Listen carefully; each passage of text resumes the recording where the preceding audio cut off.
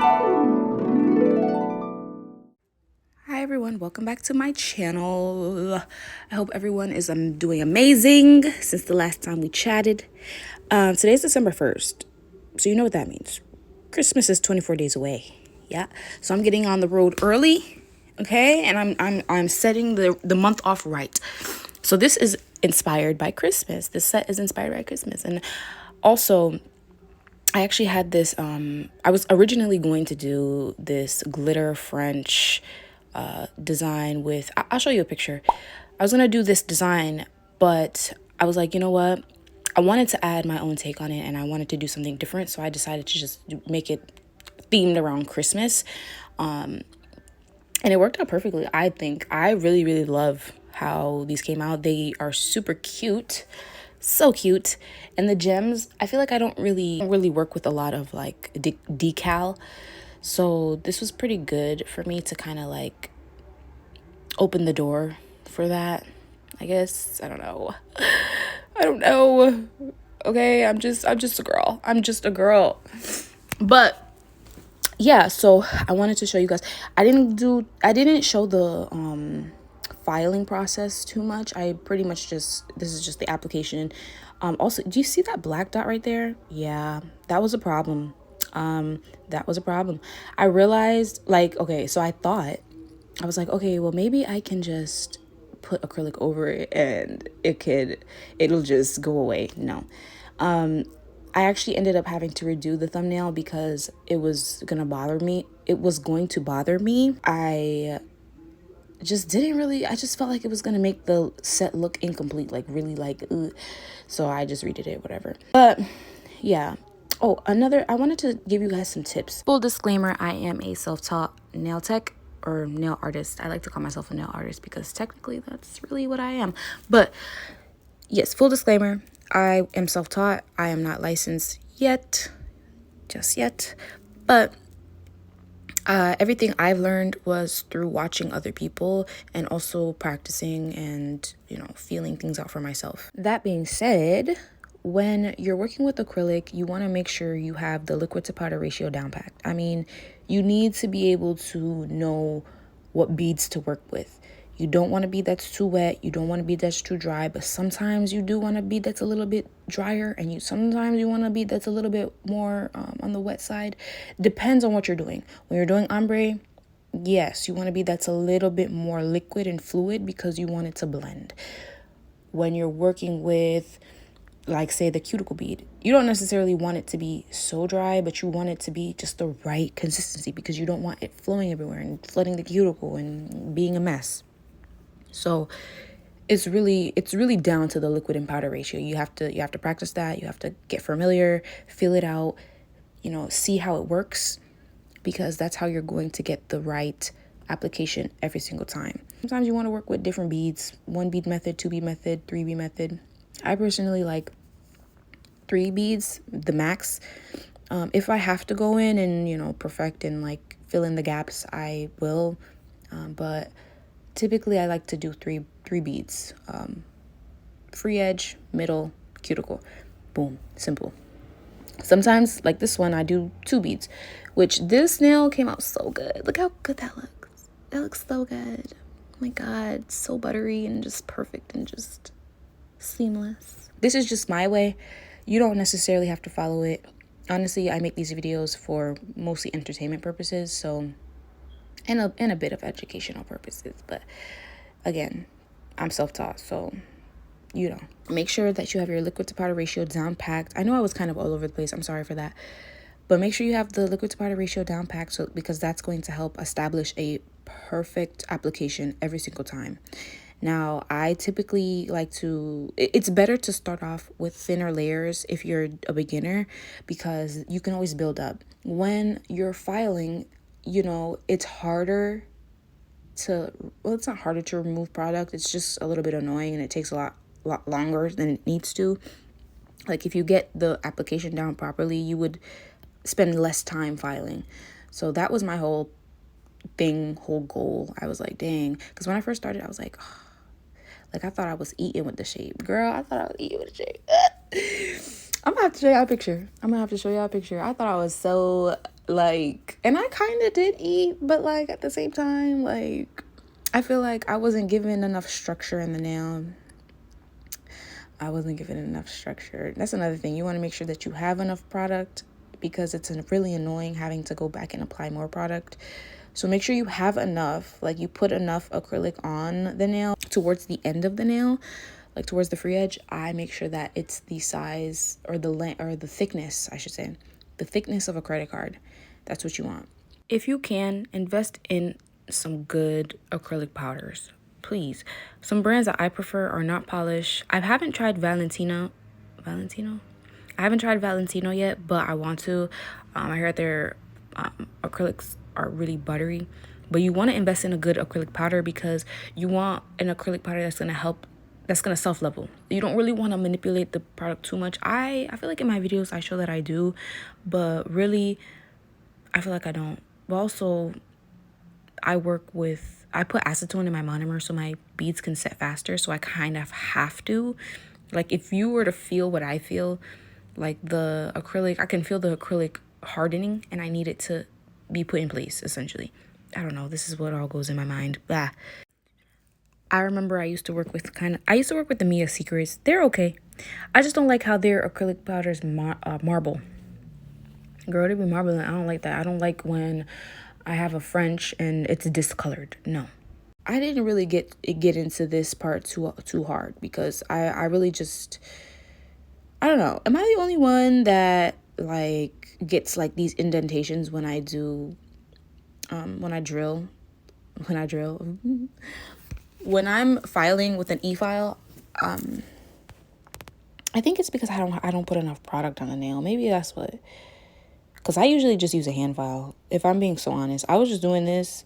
I typically use the e-file to debulk and to just get that smoothness, I guess. But it always leaves these like grooves. I think it's because of the nail, like the way I position the nail, or maybe it's because I don't have enough product. I don't know. I'm still trying to figure that out. If anyone knows, definitely let me know, because I'm curious.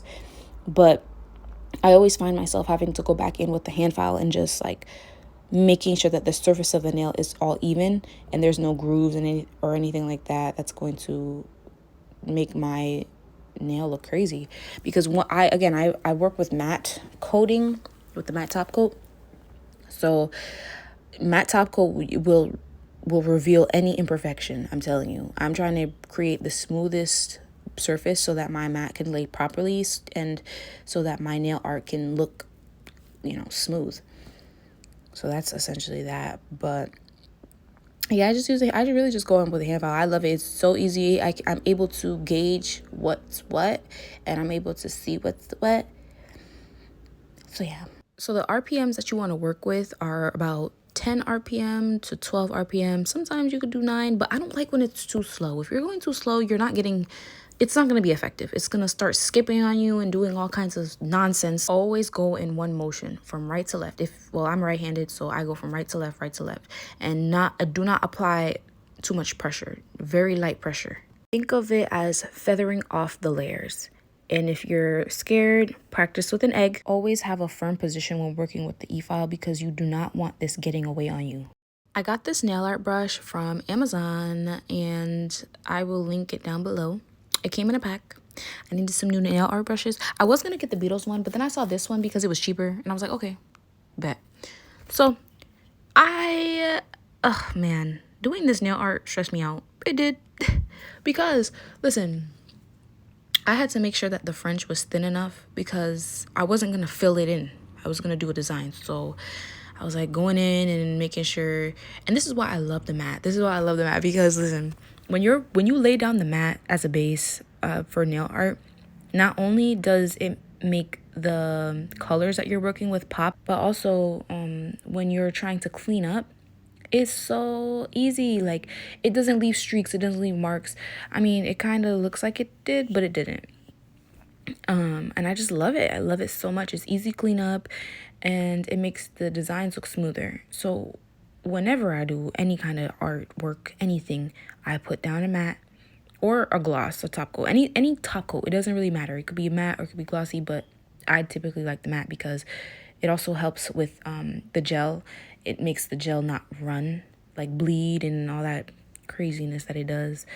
So it's pretty cool, and I think that you guys should try it out. Always take your time when doing nail art. You really don't want to rush, because you want to get, I mean, I'm a perfectionist, so I like to get all of the lines perfect, which is kind of what I had in my mind when I was doing this. But then I realized that I was going to put glitter over the design. So I was like, it doesn't necessarily have to be that perfect. I'm really hard on myself sometimes. I'm not going to lie. I am. So I have to calm myself and be like, girl, it is not that deep. Just, you gonna put glitter over it. You don't have to be perfect. But if I wasn't, I would try to make this perfect. Honestly, when I was younger, I would have probably laid down some like lines so that I could just paint over those lines, if that makes sense. I wonder if they have those stickers that are like, they literally are like lines, and they're stickers, and then you put them over the nail, and then you paint over it, and then you peel off the sticker, and then it's like perfect. Yeah, I would be into those. I don't know if they have them. I'm gonna have to look. But anyway, so I started off with a single French line, then I went in and I did these diagonal lines, and then I put glitter over that wet gel polish. I actually used gel polish this time. My last video I used I believe I used the color cubes from Model 1. I used that for my French flower design. I actually used gel polish this time because I was like, the only reason why I used gel polish was because I wanted a thicker layer of gel so that the glitter had something to adhere to. Oh yes, and you want to make sure you clean up the sides. Always make sure you clean up the sides, because I'm so big on shape. I am so big on shape, and I needed it to be perfect. But yeah, you want to apply the glitter onto the wet gel, and then cure, and then wipe away any excess glitter.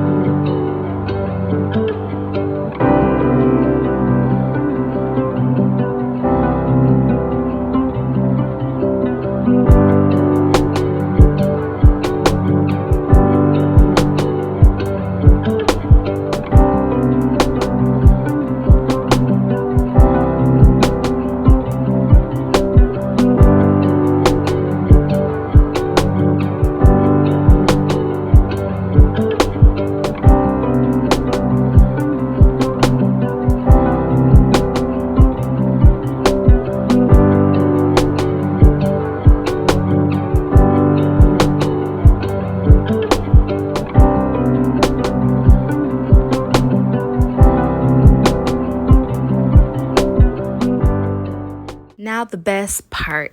So I got this gem set from Amazon. It was like $32, I think.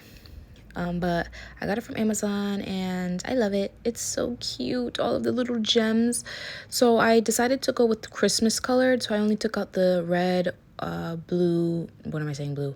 Red, green. And I did like a white one.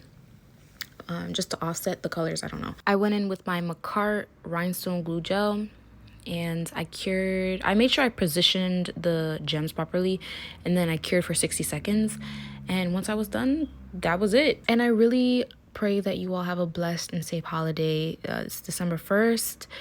It's time for us to spend time with our families and get acquainted and get cozy and drink our hot cocoa. And I think this is a good start off for the month. So I'll see you guys in my next video. Comment down below what you want to see next. Like this video if you found it helpful, and subscribe for more.